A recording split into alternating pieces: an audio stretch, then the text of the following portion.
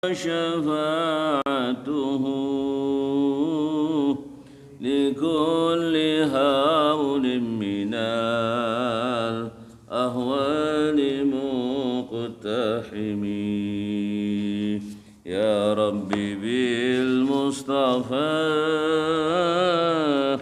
بلغ مقاصدنا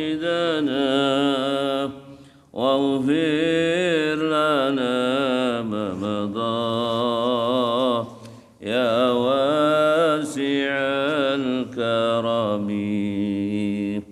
بسم الله الرحمن الرحيم. الحمد لله رب العالمين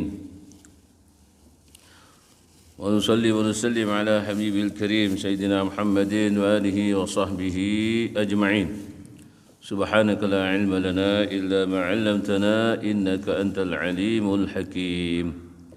رب اشرح لي صدري ويسر لي أمري واحلل عقدة من لساني يفقهوا قولي. Para jemaah salat maghrib yang senantiasa dirahmati Allah Subhanahu wa taala, yang diberi nikmat oleh Allah, nikmat yang tak terhitung, nikmat sehat, nikmat istiqamah dalam taat, nikmat iman dan Islam, nikmat kita dijadikan umat Nabi Muhammad sallallahu alaihi wasallam. Bersyukur pada Allah karena kita mendapat taufik dan hidayah sebab Nabi sallallahu alaihi wasallam, maka kita penting terus mempelajari sejarah kehidupan perjuangan baginda Nabi sallallahu alaihi wasallam, terlebih kalau kita sudah masuk Rabiul Awal. Kita terus berupaya mendekatkan diri kita kepada Allah Subhanahu wa taala dan mendekatkan diri kita kepada Nabi Muhammad sallallahu alaihi wasallam. Habib Umar bin Hafid hafizahullah mengatakan, kalau sudah mau masuk bulan Rabiul Awal itu, yang biasanya kita kalau mendekat kepada Rasulullah itu berjalan, maka kalau sudah masuk bulan Rabiul Awal, mendekat kepada Nabi sallallahu alaihi wasallam dengan berlari. Karena bulan ini bulan di mana dilahirkan Nabi sallallahu alaihi wasallam, bulan Rabiul Awal. Maka kita terus mempelajari, mendekatkan diri kepada Rasulullah dalam arti mengenal Nabi sallallahu alaihi wasallam, mempelajari sunnah-sunnah Nabi sallallahu alaihi wasallam, menghidupkan sunnah-sunnah Nabi sallallahu alaihi wasallam. Para jemaah, pembahasan kitab sirah kita kemarin masih membahas perang Badar dan sudah selesai ya perang Badar. Kita masih berbahas bagaimana Rasulullah SAW ketika kembali ke Madinah selesai perang Badar. Dan perang Badar ini disebut dengan Yaumal Furqan, Yaumal Taqal Jam'an. Karena dari riwayat di perang Badar ini, di mana saking besarnya perang Badar ini diikut sertai oleh para malaikat, ikut serta membantu kaum muslimin yang diperintahkan oleh Allah untuk menolong kaum muslimin. Bahkan Ibnu Abbas dan Mujahid mengatakan, lam tuqatilul malaika fi ma'rakah illa yaum Badar. Malaikat itu tidak ikut serta berperang melawan orang kafir kecuali waktu perang Badar. Illa yauman Badar. Wa fi ma siwahu yashhaduna al-qital. Adapun selain perang Badar, di dalam peperangan kaum muslimin, para malaikat hanya menyaksikan saja, gak ikut turun ke medan memerangi orang-orang kafir, menyaksikan saja. Yashhadunal qital wala yuqatiluna innama yakununa adadan wa madada. Dan mereka para malaikat tidak ikut berperang, hanya saja mereka jumlahnya dan ikut membantu para kaum muslimin, gak ikut turun menyerang, membunuh orang-orang kafir, kecuali waktu perang Badar. Dan juga dikatakan oleh Umar, kana madad man fiha minal malaikah khamsata alaf. Bahkan di dalam perang Badar ini pertolongan dari orang-orang yang diberi pertolongan oleh para malaikat di waktu perang Badar ini sampai 5.000 para malaikat. Maka di kawasan perang Badar ini sampai ada kawasan disebut, ada satu bukit namanya Jibalul Malaikah, bukit para malaikat, karena di situ diceritakan pada saat malaikat turun ketika membantu kaum muslimin berada di kawasan itu. Kemudian Rasulullah SAW setelah selesai perang Badar, Rasul SAW ilal Madinah, kembali ke Madinah setelah 3 hari di kawasan Badar. Thalathata ayyam wa aqama Rasulullah SAW fi Badar thalathata ayyam, sekitar 3 hari selepas peristiwa perang Badar langsung kembali. Falamma ista'dad ar-ruju' ja'al ghalib, ya, setelah bersiap-siap untuk kembali ke Madinah, kembali sudah diceritakan Nabi SAW menyempatkan menuju ke sumur di mana di situ dibuang jasad-jasad orang-orang kafir. Baik, ini kemarin sudah kita baca. Kemudian Nabi SAW sebelum kembali ke Madinah mengutus 2 seorang sahabat untuk memberi kabar gembira kepada ahli Madinah bahwa kaum muslimin meraih kemenangan. Siapa yang diutus Rasulullah? Yaitu sahabat Abdullah bin Rawahah melalui kawasan Aliyah, kemudian Zaid bin Harithah ila Safilah, kawasan Madinah yang bagian bawah. Nah, 2 sahabat ini ternyata juga termasuk sahabat yang diutus, yang ditugaskan Rasulullah membawa bendera waktu perang Mu'tah. Itu 3 sahabat. Siapa? Abdullah bin Rawahah, Zaid bin Harithah, ada tambah satu lagi, Ja'far bin Abi Thalib, yang semuanya terputus tangannya semuanya. Kemudian Sayyidina Ja'far bin Abi Thalib dikenal yaitu tangannya yang diganti oleh sayap, diganti sayap karena terputus tangannya. Sampai dikenal beliau Ja'far At-Tayyar. Dan Nabi SAW kembali ke Madinah. Wa taqaddama Rasul sallallahu alaihi wasallam ila Madinah mutawajjihan bi nasrillah.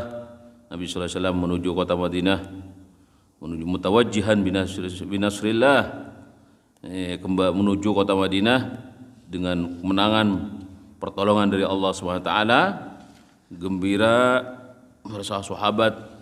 Wa ma'ahul ghanaim wal asari, bersama baginda Nabi sallallahu alaihi wasallam membawa harta ghanimah wal asari. Asari itu yaitu para tawanan-tawanan perang. Ada berapa kemarin? 70 orang yang tertawan, orang-orang kafir musyrikin Quraisy Mekah yang tertawan dan dibawa ke Madinah, ada 70 orang. Falamma wasala qariban minas Safra nazala hukmul ghanimah. Ketika Nabi sallallahu alaihi wasallam sudah nyampe dekat kawasan namanya Safra, dan kawasan ini sampai sekarang kawasan itu dinamakan Safra. Jadi kalau kita keluar dari kota Madinah menuju ke Mekah mesti melewati kawasan ini, namanya Safra di sebelah kanan. Ya. Nah, Safra. Nazala hukmul ghanimah, di sana turunlah hukum tentang membahas tentang ghanimah, harta rampasan perang. Fa akhadha minhal khumus, kemudian Nabi sallallahu alaihi wasallam mengambil dari hartasan perang itu 1/5. Wa qassamaha sawiyan bainal ghazat. Kemudian sisanya dibagi-bagi secara rata adil di antara kalangan para pahlawan, para yang ikut perang. Falamma halla bis Safra, setelah sampai di kawasan Safra, amara bi qatlin Nadhr bin al-Harith. Kemudian Rasulullah SAW memerintahkan untuk membunuh siapa? Seorang kafir, Nadhr ibn al-Harith. Ini bagi masuk tawanan yang 70. Fadaraba unuqahu Ali bin Abi Thalib, lantas Sayyidina Ali yang mengeksekusi, dibunuh. Kenapa An-Nadhr bin Harith ini kok dibunuh? Padahal tawanan kok dibunuh karena saking menyakiti Rasulullah sallallahu alaihi wasallam. Biadab, jahatnya luar biasa sehingga dibunuh, diperintahkan dibunuh oleh Rasulullah dan dibunuhlah oleh Sayyidina Ali bin Abi Thalib. Walamma hala bil al-dhabiyah, dan juga ketika nyampe Irqid Dhabiyah, sampai sekarang juga dinamakan kawasan tersebut Irqid Dhabiyah, diperintahkan untuk membunuh Uqbah bin Abi Mu'ayth. Uqbah bin Abi Mu'ayth, faqatalahu Asim bin Thabit. Lantas yang membunuh dia siapa? Seorang sahabat, Asim bin Thabit Al-Ansari. Dan ada ahli sejarah yang mengatakan yang membunuh Uqbah bin Abi Mu'ayth juga Sayyidina Ali bin Abi Thalib. Ya, inilah Uqbah bin Abi Mu'ayth. Siapa Uqbah bin Abi Mu'ayth ini? Yang pernah pernah meludahi wajah Nabi sallallahu alaihi wasallam. Maka dieksekusi sebelum sampai ke Madinah, dibunuh. Ya. Wa amaru asaul muslimin alladzina kharaju litahniatihi falaqauhu sallallahu alaihi wasallam birrauha. Adapun para pemimpin kaum muslimin yang mereka keluar dari kota Madinah, karena kaum muslimin waktu itu sudah enggak sabar ingin melihat Rasulullah sallallahu alaihi wasallam, ingin melihat tentara perang Badar yang kembali dari Badar membawa kemenangan. Mereka ingin menyambut kedatangan baginda Nabi sallallahu alaihi wasallam. Mereka jumpai di mana? Di kawasan namanya Rauha. Rauha itu kalau dari ke Madinah, kota Madinah sekitar 20 kilo dari kota Madinah, itu ke arah Badar.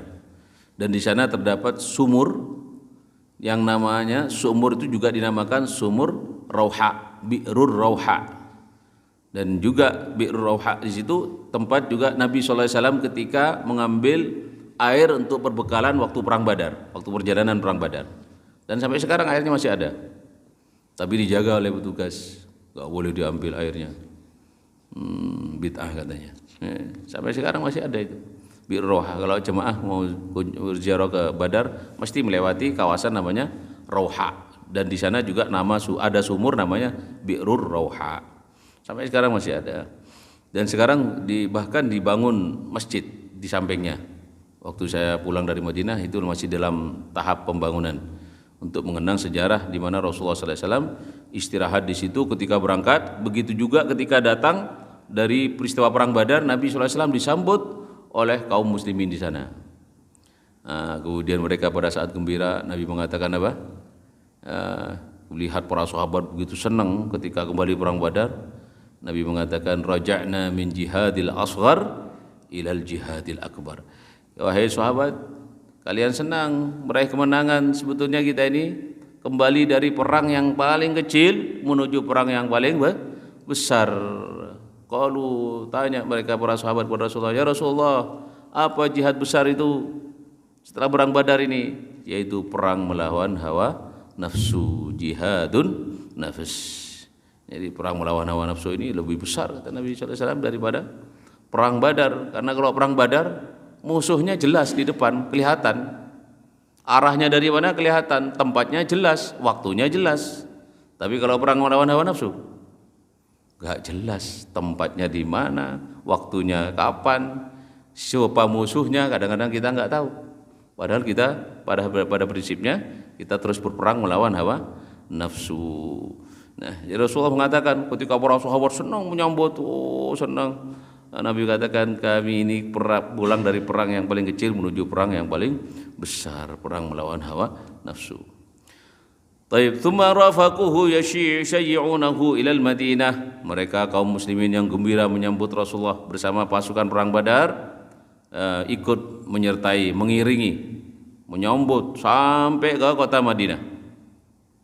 Fadakhala fiha mughaffaran mansura qad khafahu kullu adu. Maka masuklah di tengah-tengah itu pasukan kaum muslimin dalam keadaan membawa harta ghanimah, mendapat pertolongan, yang mana musuh-musuh pada takut, musuh-musuh Islam. Wa aslama basyarun katsir.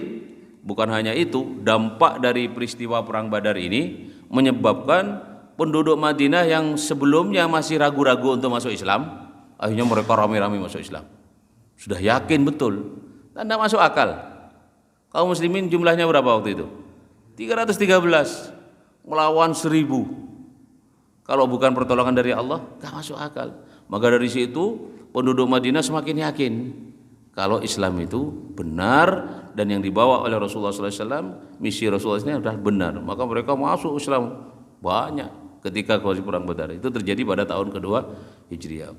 Wa tadhahara Abdullah bin Ubay wa zumala'ahu bil Islam. Menyaksikan kaum muslimin penduduk Madinah banyak yang masuk Islam, Abdullah bin Ubay ini menampakkan ya, keislamannya bersama teman-temannya. Siapa Abdullah bin Ubay ini? Pimpinan orang-orang munafikin. Melihat penduduk Madinah banyak masuk Islam, dia pun menampakkan betul-betul Islam. Ya, siapa? Abdullah bin Ubay bin Salul. Kemudian qadiyatul asari. Sekarang keputusan bagaimana memperlakukan tawanan-tawanan perang dalam perang Badar ini. Walamma istaqarra Rasulullah sallallahu alaihi wasallam istasyara fil asari.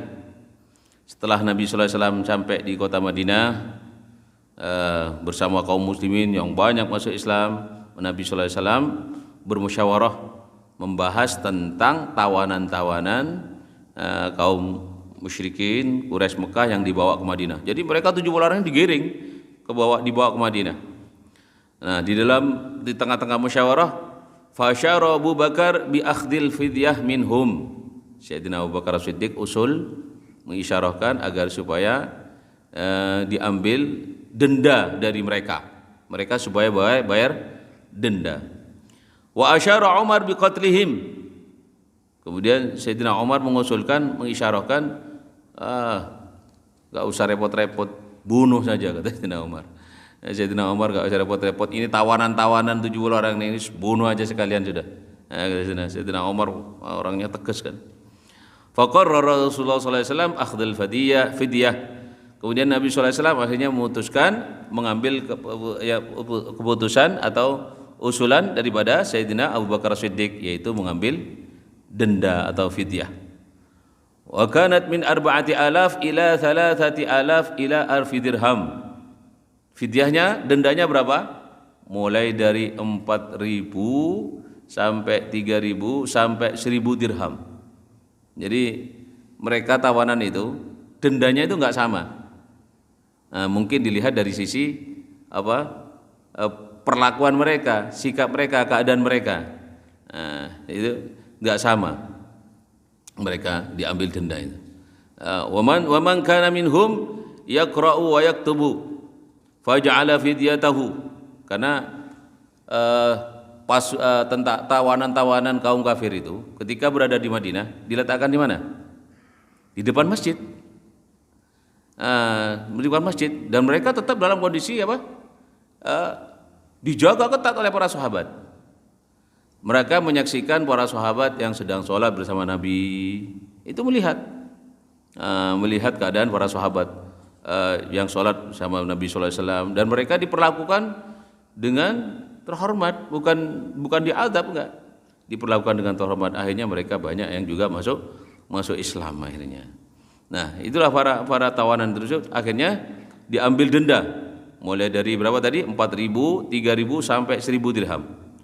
Wa man kana minhum yaqra wa yaktub faja'ala fidyatahu ay yu'allima 'asyrata ghalman minal muslimin. Bahkan dilihat ya kan macam-macam itu keadaan para tawanan ini. Ada yang pinter nulis. Nah, di sini barang siapa yang di antara tawanan itu pinter membaca, pinter menulis, maka fidyahnya, dendanya cukup mengajari 10 anak-anak dari kalangan kaum muslimin, ngajari baca dan menulis. Wa ahsana ila ba'dil asari fa atlaqahum bi ghairi fidyah. Kalau bagus perlakuannya, perangainya para tawanan itu, fa atlaqahum bighairi fidyah, sampai ada yang dilepas tidak ada denda, tidak ada fidyah. Nah, mereka kalau sudah menerima Islam terus bagus akhlaknya dilepas tanpa ada fidyah. Wa ba'athat Zainab binti Rasulullah sallallahu alaihi wasallam fi fida'i zawjiha.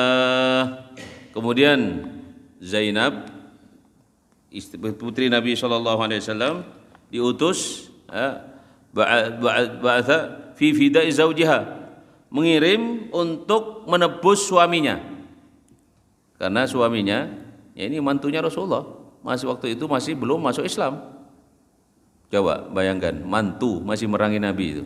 Istri suaminya putri Nabi Zainab. Pada saat diumumkan harus bayar fidyah, bayar denda, Zainab mengutus mengirimkan fidyahnya, dendanya untuk menebus suaminya yaitu Abil As. Dengan apa? Bimalin fihi qiladah laha. Mengirim apa? Kalung.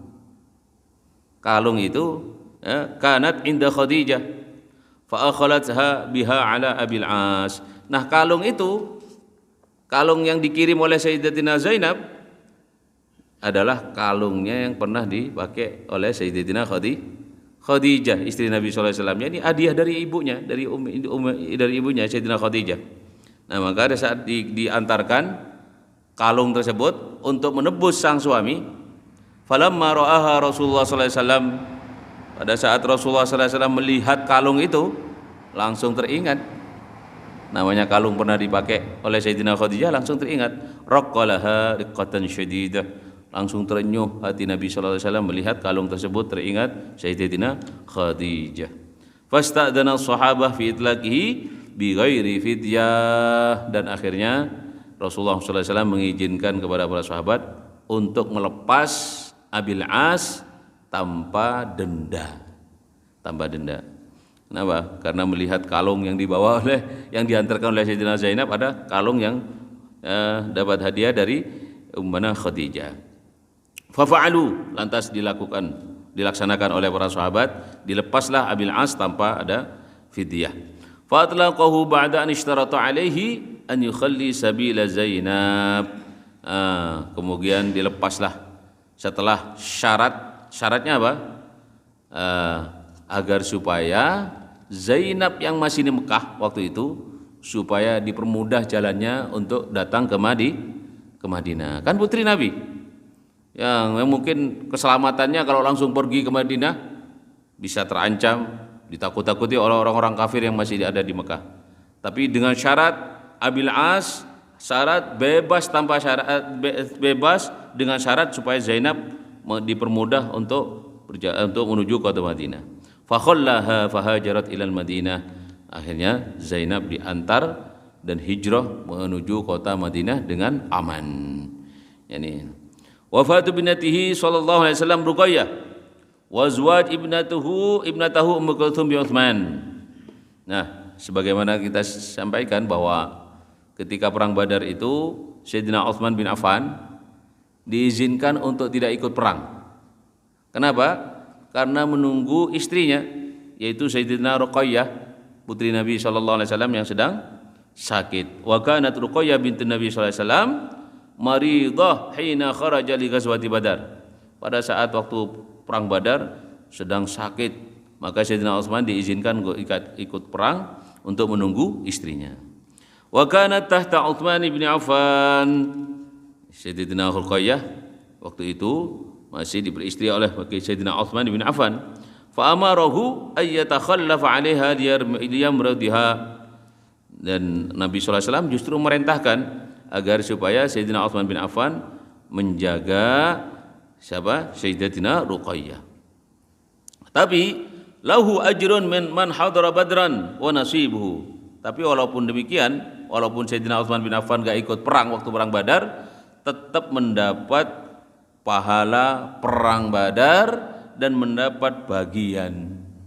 Nah, karena sebetulnya beliau ingin ikut serta, hanya diperintahkan oleh Nabi sallallahu alaihi wasallam, kamu jaga Ruqayyah yang sedang sakit. Jadi dia tetap, Sayyidina Utsman bin Affan tetap dapat bagian apa? Pembagian harta rampasan perang itu. Nah, wa khalafa 'alaiha aidan Usamah bin Zaid, dan juga yang menjaganya siapa lagi? Usamah bin Zaid. Nah, Usamah bin Zaid. Fatufiyat qabla ruju'ihi sallallahu alaihi wasallam. Kemudian Sayyidatuna Ruqayyah wafat sebelum Nabi sallallahu alaihi wasallam nyampe ke kota Madinah.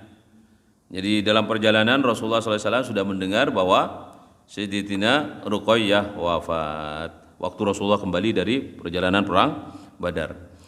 Qala Usamah, kemudian Usamah mengatakan, atanal khabar ay bisyaratul fatah hina sawaina turab ala Ruqayyah binti Rasulillah sallallahu alaihi wasallam. Kata Usamah, telah datang kepada kami berita kabar gembira atas kemenangan kaum muslimin waktu perang Badar. Pada saat kami sedang proses memakamkan siapa? Sayyidatina Ruqayyah. Jadi sedang memakamkan Ruqayyah. Rasulullah SAW masih dalam perjalanan, belum sampai lagi ke Madinah. Tapi kata Sayyidina Usamah, kami mendapat kabar gembira, perang Badar menang, sedangkan kami sedang memakamkan Sayyidatina Ruqayyah. Walamma istaqarra Rasulullah sallallahu alaihi wasallam bil Madinah wa atma'anna biha. Setelah Rasulullah sallallahu alaihi wasallam tinggal di kota Madinah dan sudah tenang, ya, kondisi sudah kondusif lagi, ya, Sayyidina Utsman radhiyallahu an sedang bersedih beberapa waktu karena ditinggal oleh sang istri, siapa itu? Sayyidatina Ruqayyah. Kemudian Nabi sallallahu alaihi wasallam berkenan menikahkan Sayyidina Utsman, zawwaja Utsman bin Affan radhiyallahu anhu ibnatul ukhra, dengan saudarinya Sayyidatina Ruqayyah. Siapa? Ummu Kulthum. Jadi setelah Sayyidina Ruqayyah wafat dinikahkan dengan saudarinya yaitu Ummul Kulthum. Falidzalika sumya Utsman radhiyallahu anhu bidzin nurain. Oleh karena itu Sayyidina Utsman dipanggil atau dinamakan, disebut dengan dzin nurain, orang yang mempunyai dua cahaya. Nah, kenapa? Karena menikahi dua putri Nabi sallallahu alaihi wasallam. Wa qad baqiyat ma'hu hatta tufiyat fi Sya'ban sanah tis'an minal hijrah wa dufinat bil Baqi'. Nah, kemudian wa qad baqiyat ma'hu, Sayyidatina Ummu Kulthum setelah nikah dengan Sayyidina Utsman tinggal bersama Sayyidina Utsman di Madinah sampai akhirnya juga wafat pada tahun ke-9 Hijriyah. Berarti berapa tahun berjalan bersama Sayyidina Utsman? Dari tahun kedua sampai tahun ke-9. Berarti berapa tahun? 6 tahun nggih. 6 tahun bersama Sayyidina Utsman bin Affan. Wa dufina bil Baqi', dan akhirnya Sayyidatina Ummu Kulsum dimakamkan di Baqi'.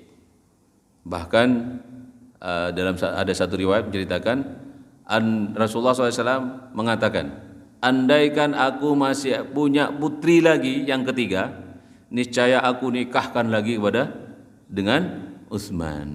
Saking apanya? Saking cintanya Rasulullah kepada Sayyidina Utsman. Sayyidina Utsman ini disebut dengan Dzun-Nurain. Kemudian juga disebut dengan apa? Sayyidina Utsman ini orang yang membeli surga dari Rasulullah 2 kali. Pertama, kenapa? Karena Sayyidina Utsman membeli sumur. Sampai sekarang sumurnya masih ada. Disebut dengan sumur Bi'ru Utsman. Yang mana sumur itu dulu milik orang Yahudi namanya Raumah.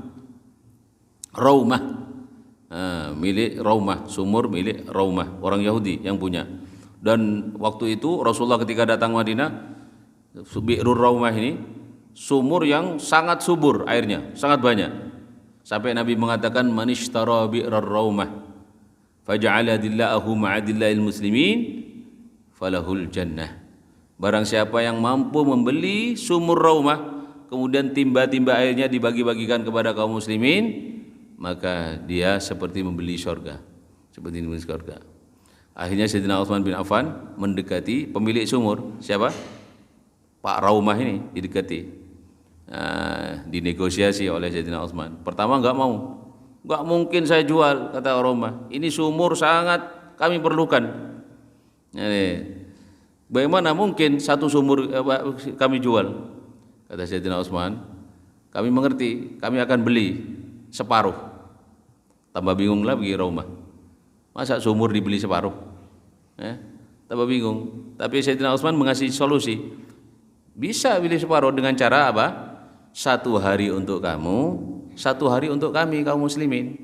Nah, dikasih cara oleh Sayyidina Utsman. 1 hari untuk kamu, 1 hari untuk kami. Yaumun laka wa yaumun lana. 1 hari untuk kamu, kaumnya kamu, 1 hari untuk kami. Nah, setiap gilirannya kaum muslimin, Sayyidina Utsman memerintahkan kaum muslimin, akhirnya terjadi kesepakatan jadi jual beli.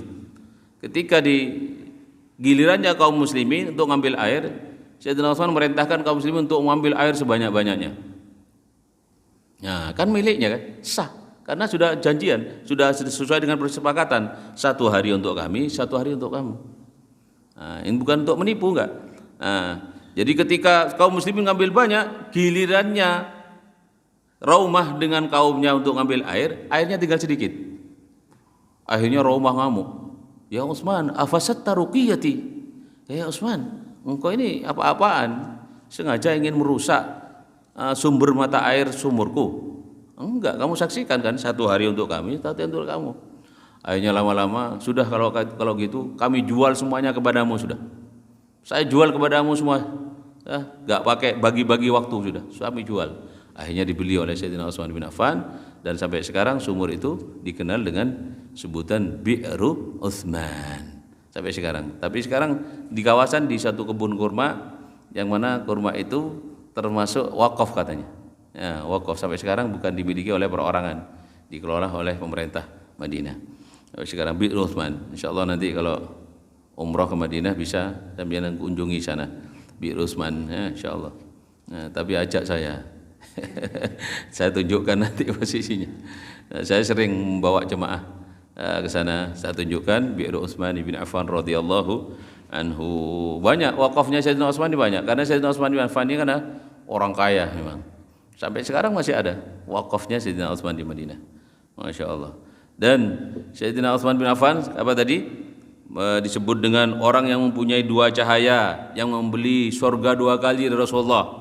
Pertama beli sumur ini, dan yang kedua orang yang paling banyak membekali pasukan perang Tabuk. Nah, itulah Sayyidina Utsman bin Affan. Waktu itu beliau menafkahkan 300 onta dan 900 dinar. Kemudian Sayyidina Abu Bakar Siddiq habis-habisan waktu itu diinfakkan hartanya di jalan Allah sampai habis. Sampai ada semua di rumahnya habis diinfakkan di jalan Allah. Ditanya oleh Rasulullah, "Ya Abu Bakar, apa yang kau tinggalkan untuk keluargamu? Kau korbankan semua di jalan Allah." Sayyidina Abu Bakar akhirnya mengatakan, "Taraktu lahum Allah wa rasuluh." Aku tinggalkan untuk mereka ya Rasulullah, Allah dan Rasulnya. Kemudian turunlah ayat itu, "Wa sayujannabuhal atqal ladzi yu'ti malahu yatazakka wa ma li ahadin indahum min ni'matin tujza illa ibtigha'a wajhi rabbihil a'la wa la saufa yarda." Itu turun ayat gara-gara Sayyidina Utsman menginfakkan hartanya di jalan Allah secara keseluruhan. Baik, asal musyrikin man ma'ahum ma akramallahu bihil muslimina minan nasri wal fatah. Nah, ini, ya, dalam kondisi Rasulullah SAW di Madinah pada tahun kedua masih, ya pada tahun kedua kaum musyrikin merasa sedih, merasa susah, banyak penyesalan karena kekalahan waktu perang Badar. Apa yang diberikan oleh Allah SWT kemenangan kepada kaum muslimin. Fa akhadhu yudabbiruna maqaid adribuna bihal muslimin wa yantaqimuna minhum walakinnallaha radda kaiduhum fi nuhurihim wa ayyadal mu'minina bi fadlih. Mereka terus berupaya mencari jalan untuk memerangi kaum muslimin dengan berbagai usaha, bagaimana cara masih ingin memerangi Rasulullah SAW. Akan tapi Allah SWT selalu menjaga dan memberikan pertolongan kepada kaum muslimin. Usaha-usaha untuk mencelakakan Rasulullah dan kaum muslimin selalu terbongkar. Jadi ketika Nabi SAW selesai perang Badar itu, bukan tenang-tenang, mereka kaum musyrikin yang dari Mekah bekerja sama dengan orang-orang Yahudi Madinah, berupaya mencelakakan kaum muslimin. Tahsyadu Banu Sulaim di ghazwatil Madinah ba'da asbu' min ruju'il muslimin min ghazwati Badar. Nah ini mulai Banu Sulaim ya, tahsyadu Banu membangun atau merencanakan untuk memerangi kaum muslimin setelah 1 minggu setelah kembalinya kaum muslimin dari perang Badar, atau terjadi aufil Muharram. Dalam satu riwayat ceritakan terjadi pada bulan Muharram, karena bulan perang Badar terjadi bulan Ramadan, Syawal, Dzulqa'dah, Dzulhijjah, Muharram, yakni 4 bulan berikutnya. Fadahamakumul muslimuna fi manazilihim, melihat gelagat rencana orang-orang Yahudi bekerja sama dengan orang musyrikin ini ingin mencelakakan kaum muslimin. Nah, kesempatan tidak disia-siakan oleh kaum muslimin. Langsung kaum muslimin menyerang mereka ke rumah-rumah mereka dan langsung diambil harta ghanimah. Waraja'u ilal Madinah salimin, dan tentara kaum muslimin kembali ke Madinah dalam keadaan selamat. Thumma ta'amara Umair bin Wahab al-Jahmi wa Safwan bin Umayyah ala iqtiyadin Nabi sallallahu alaihi wasallam. Enggak sampai di situ. Umair bin Wahab al-Jahmi, Safwan bin Umayyah berusaha untuk membunuh Nabi sallallahu alaihi wasallam. Wa ja'a Umair lidzalika ila al-Madinah fa alqa alaihi al-qabd. Datanglah sahabat Umair melihat berita itu, berita bahwa Umair bin Wahab, Safwan bin Umayyah ingin membunuh Nabi sallallahu alaihi wasallam. Langsung datang Umair dan menyerang Umair bin Wahab ini. Wa akhbarahu Nabi sallallahu alaihi wasallam bima ta'amaru alaihi fa aslama, dan akhirnya mereka kembali masuk ke dalam agama Islam. Jadi kondisi Madinah setelah Rasulullah sallallahu alaihi wasallam kembali dari perang Badar itu terus ada upaya-upaya dari kalangan orang-orang Yahudi dan orang-orang musyrikin Mekah terus bekerja sama. Dan pada saat itu sudah terjadi perjanjian antara kaum muslimin dengan orang-orang Yahudi. Maka nanti terjadi suatu perang namanya perang Ghazwat Bani Qainuqa. Tsumma kasyafa Yahud Bani Qainuqa bisyarr wal adawah. Nah, inilah terjadinya perang Bani Qainuqa ini karena mereka mulai melanggar perjanjian piagam Madinah. Mereka yang pertama kali merusak, melanggar perjanjian piagam Madinah. Fa nasahahum Rasulullah sallallahu alaihi wasallam faqalu, kemudian Nabi sallallahu alaihi wasallam menasihati mereka, bukankah kami ini sudah sepakat dengan piagam yang dengan perjanjian Madinah yang sudah kita buat? Nah, mereka mengatakan, ya Muhammad, la yughrannaku yannaka min nafsik. Insyaallah nanti kita akan baca pada pertemuan berikutnya bagaimana orang-orang Bani Qainuqa ini menyikapi bagi Nabi sallallahu alaihi wasallam ketika mereka merusak perjanjian piagam Madinah. Wallahu a'lam bishawab. Kemudian kita sampaikan menjadi tambahan ilmu sejarah kita bagaimana Rasulullah sallallahu alaihi wasallam berjuang bersama para sahabat. Jazallahu anna nabiyyana Muhammadan sallallahu alaihi wasallam khaira. Jazallahu anna nabiyyana Muhammadan sallallahu alaihi wasallam ma huwa ahluh. Jazallahu anna nabiyyana Muhammadan sallallahu alaihi wasallam afdala ma jazaa nabiyyan an ummatihi. Allahumma hadhihi al-wasilah wal fadilah wa maqaman mahmuda ya rabbal alamin. Taqabbal minna bisirril Fatihah. أعوذ بالله من الشيطان الرجيم بسم الله الرحمن الرحيم الحمد لله رب العالمين الرحمن الرحيم مالك يوم الدين إياك نعبد وإياك نستعين اهدنا الصراط المستقيم صراط الذين أنعمت عليهم غير المغضوب عليهم ولا الضالين آمين الله نسأل